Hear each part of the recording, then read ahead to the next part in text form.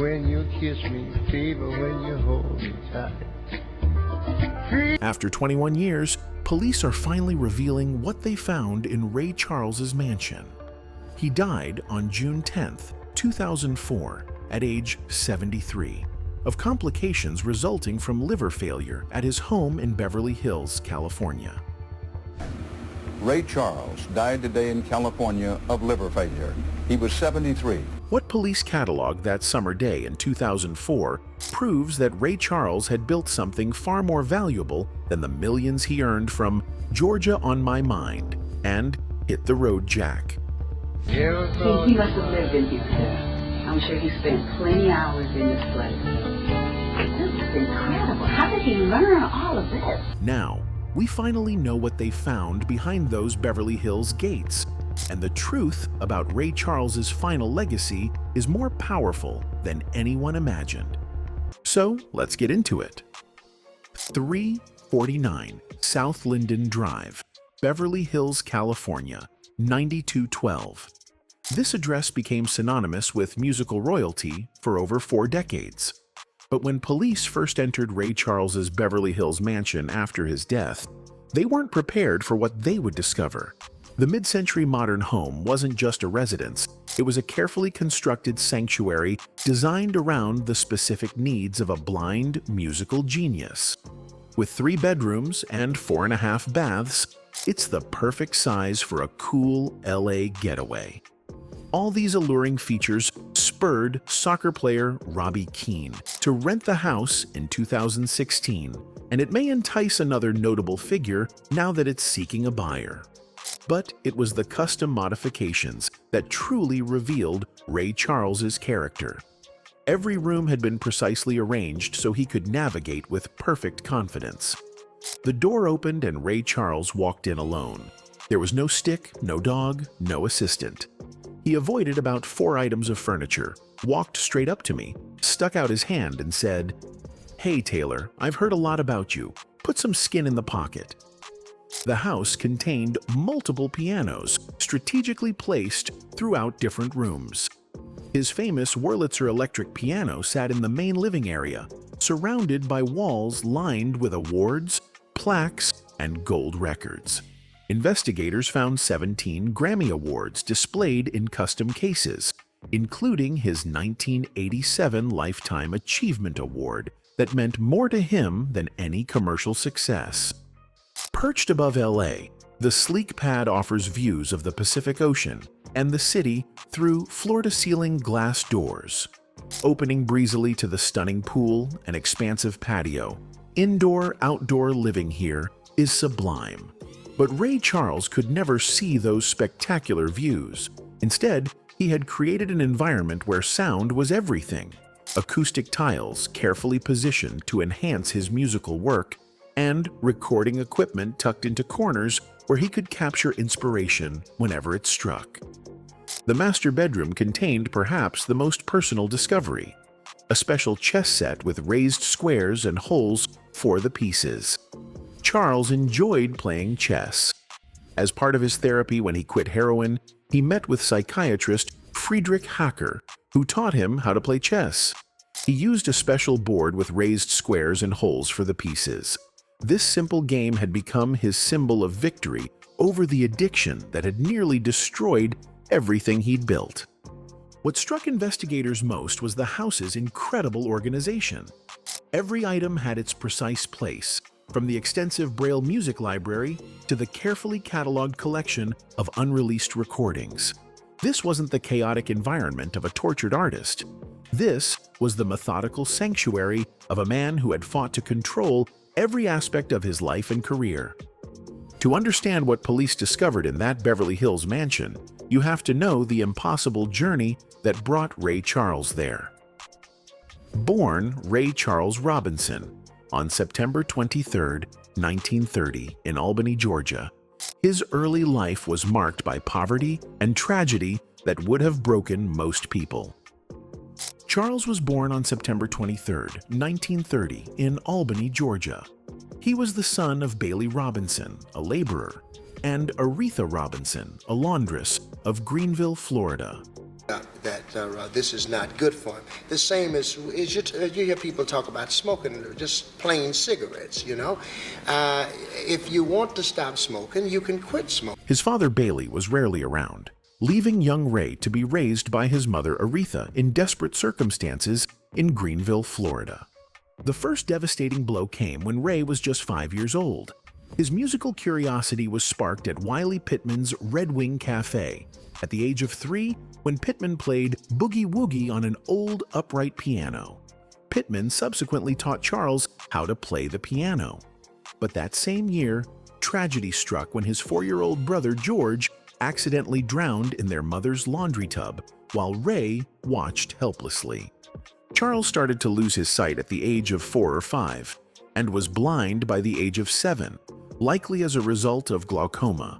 The combination of losing his brother and his sight within months of each other would have destroyed most children.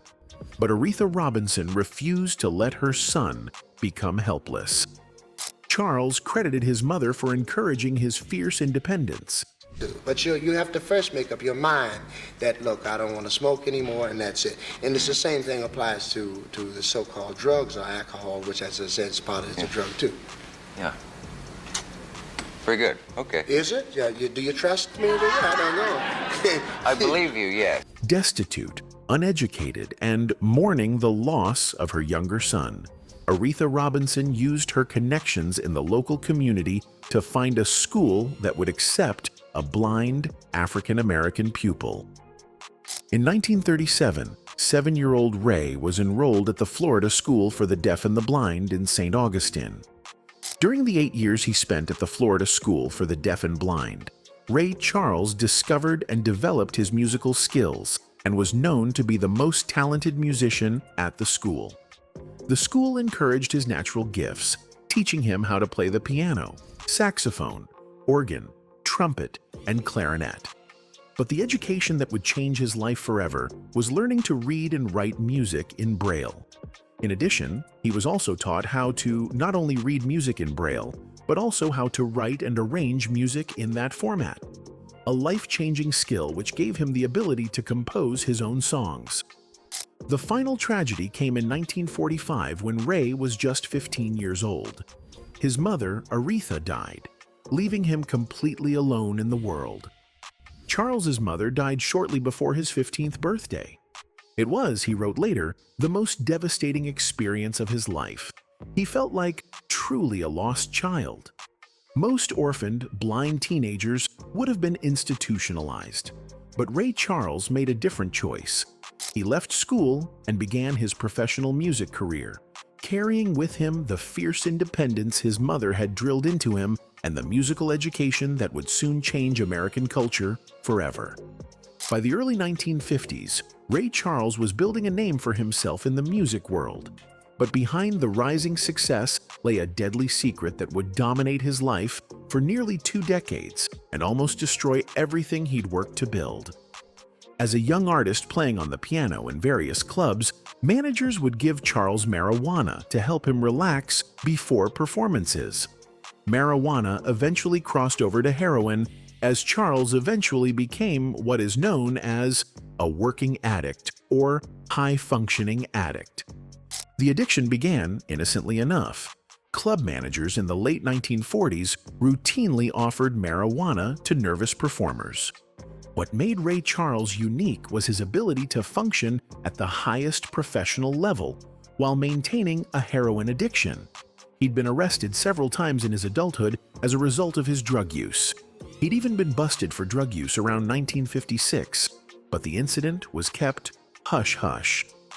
As early as 1955, Ray and his band and Mary Ann Fisher had already made headlines in the African-American press after a drugs-related arrest in Philadelphia.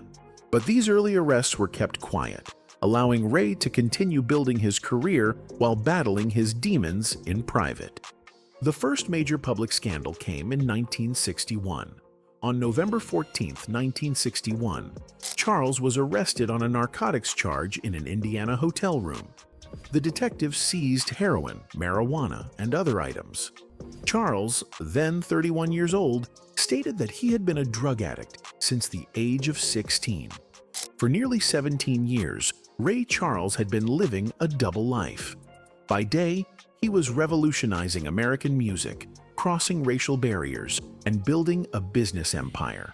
By night, he was feeding an addiction that required increasingly dangerous risks to maintain. The case was dismissed because the evidence was obtained in an illegal way. By 1964, he was arrested again for possession of marijuana and heroin. But this third arrest would be different. In 1965, at age 35, Ray Charles faced a choice: prison or rehabilitation. Then, in 1965, Charles was arrested in Boston in possession of heroin and was taken to a hospital in Linwood, California. This time, there would be no technicality to save him. The federal government was serious about making an example of a high-profile celebrity drug user. To avoid jail time, Charles agreed to undergo treatment for his addiction. He entered a Los Angeles clinic where he embarked on a challenging but transformative journey toward recovery. You committed yourself to a hospital to cure yourself? Well, no, I didn't commit myself to cure myself. I went to a hospital because it was the right thing for me to do under the circumstances. No, I had made up. What happened in that Los Angeles clinic over the next year would prove that Ray Charles possessed the same determination that had carried him from rural poverty to international stardom. The withdrawal was brutal, but Charles approached recovery with the same methodical intensity he brought to music. The man who emerged from rehabilitation in 1966 was different, not just clean, but permanently changed. He had stared down his greatest enemy and won. And the music he would create in the years that followed would reflect a depth and wisdom that only comes from surviving your own worst impulses. While Ray Charles was conquering his personal demons, he was simultaneously building something unprecedented in the music industry, a completely independent entertainment empire controlled entirely by a black artist. The crown jewel of this empire wasn't his Beverly Hills mansion. It was a fortress-like building on Washington Boulevard that became legendary in Los Angeles music circles. The executive offices of the Ray Charles Foundation are housed at the historic RPM International Building. The 11,488 square foot, two-story building was built in 1964 by Ray Charles to serve as his creative home and the global center of Ray Charles Enterprises, Inc. Designed by Mr. Charles and his longtime manager, Joe Adams, the building includes office space and his recording studio, uniquely crafted to accommodate Mr. Charles's specific personal and technical needs. Every detail of the facility was planned around Ray's blindness, creating a workspace where he could function with complete independence. He must have lived in here, sir. I'm sure he spent plenty hours in this place. This is incredible. How did he learn all of this? The most remarkable aspect of RPM International was how it accommodated Ray's working methods. The studio featured tactile mixing boards with raised markings that Ray could read by touch. Tape machines were positioned so he could access them independently. Even the office furniture was arranged in precise patterns that Ray had memorized, allowing him to move through the building with complete confidence. In 2004, RPM International was officially designated a cultural and historic landmark by the City of Los Angeles and named Ray Charles Square. At the ceremony, Mr. Charles was quoted, "I love this place. It's the only home I've truly had for most of my professional career, and I thank the City of Los Angeles for their efforts to make the studios a special part of Los Angeles history." This wasn't just sentiment, it was truth. While his Beverly Hills mansion was his private retreat, RPM International was where Ray Charles lived his professional life. It was the command center of an empire that proved a blind black man could control every aspect of his artistic and financial destiny in an industry that typically exploited its artists. When Ray Charles died in 2004, he left behind not just a musical legacy, but a business model that had revolutionized how artists could maintain independence and build wealth.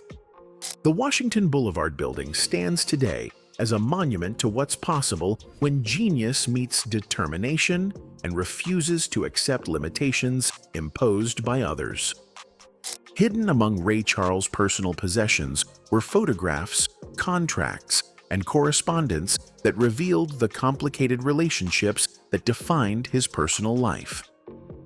The Man Who Had Brought the World, I Got a Woman, and What Did I Say, lived by a philosophy that would cost him dearly: his belief that genius justified almost any behavior.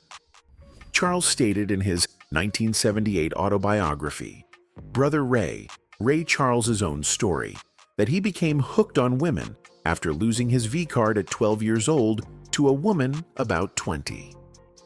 Cigarettes and smack heroin are the two truly addictive habits I've known. You might add women, he said. My obsession centers on women, did then, when young, and does now. I can't leave them alone, he added. This wasn't just casual bragging. It was an honest assessment of a compulsion that would shape every relationship in his life. Charles was married twice. His first marriage lasted less than a year, his second 22 years. Throughout his life, Charles had many relationships with women, and he fathered a dozen children. But the numbers only tell part of the story. The real story was found in the legal documents and photographs discovered in his mansion. His first marriage to Eileen Williams lasted from 1951 to 1952, barely long enough to establish the pattern that would define all his relationships. He met his second wife, Della Beatrice Howard Robinson, in Texas in 1954. They married the following year, on April 5, 1955. Della would bear the brunt of Ray's addictions, not just to heroin, but to other women. Charles felt that his heroin addiction took a toll on Della during their marriage, due to his drug addiction, extramarital affairs on tours, and volatile behavior. The marriage deteriorated, and she filed for divorce in 1977.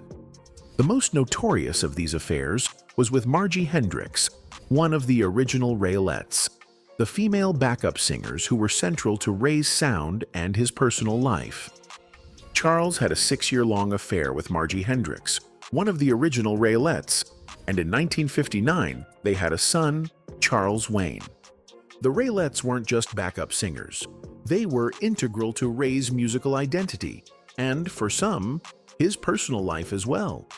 The combination of professional intimacy, constant touring, and Ray's magnetic personality created a situation where the lines between music and romance were constantly blurred. His affair with Mae Mosley Lyles resulted in a daughter, Renee, born in 1961. In 1963, Charles had another daughter, Sheila Ray Charles, by Sandra Jean Betts. Each relationship produced children, and Ray accepted financial responsibility for all of them. But emotional availability was another matter entirely. Sheila Ray, like her father, was a singer-songwriter. She died of breast cancer on June 15, 2017. Among Ray's children, several inherited his musical gifts, but navigating a relationship with a father who was simultaneously generous and emotionally distant proved challenging for many of them. The pattern extended beyond his marriages and the Raelettes. In 1977, Charles had a child with his Parisian lover, Arlette Kochunian, whom he had met 10 years earlier. Even international touring provided opportunities for relationships that resulted in children Ray would support but rarely see. Documents found in the mansion revealed the extent of Ray's financial obligations to his various families. He was scrupulous about child support and education expenses, setting up trust funds and ensuring that all his children had opportunities he had never received. But money couldn't replace the emotional presence that his lifestyle and personality made nearly impossible. The tragedy wasn't that Ray Charles loved women. It was that his definition of love was shaped by the same all-consuming intensity that drove his music and his addictions. He approached relationships with the same expectation of complete control that he demanded in his professional life, never fully understanding that love requires vulnerability and compromise that he was unable to provide. The photographs and letters found in his mansion after his death painted a picture of a man who genuinely cared for the women and children in his life, but who could never reconcile his emotional needs with the demands of the genius that defined him. In conquering heroin, Ray Charles had defeated his most visible demon, but his inability to form lasting intimate relationships remained the price he paid for his particular brand of greatness. When the sealed estate documents were finally released in 2025, 21 years after Ray Charles's death, they revealed not hidden scandals or secret treasures, but something more profound: the methodical transformation of a dirt-poor blind child into one of the most successful and independent artists in American history. His final album, Genius Loves Company, released 2 months after his death, consists of duets with admirers and contemporaries: B.B. King, Van Morrison, Willie Nelson, James Taylor, Gladys Knight, Michael McDonald, Natalie Cole, Elton John, Bonnie Raitt, Diana Krall, Norah Jones, and Johnny Mathis. The album won 8 Grammy Awards, including Best Pop Vocal Album, Album of the Year, Record of the Year, and Best Pop Collaboration with Vocals for Here We Go Again with Norah Jones, and Best Gospel Performance for Heaven Help Us All with Gladys Knight. The final irony was that Ray Charles achieved his greatest recognition after death, proving that his influence transcended any single era or genre. But the estate documents revealed that this posthumous success was no accident. It was the result of decades of careful planning and business strategies that Ray had implemented to ensure his legacy would endure. The mansion inventory showed a man who had saved everything: original recordings dating back to his Atlantic Records days, handwritten arrangements in Braille, business correspondence spanning 6 decades, and personal mementos from every phase of his career. This wasn't the behavior of someone who took his success for granted. This was the methodical preservation work of someone who understood his place in history. For his musical contributions, Charles received the Kennedy Center Honors, the National Medal of Arts, and the Polar Music Prize. He was one of the inaugural inductees at the Rock and Roll Hall of Fame in 1986.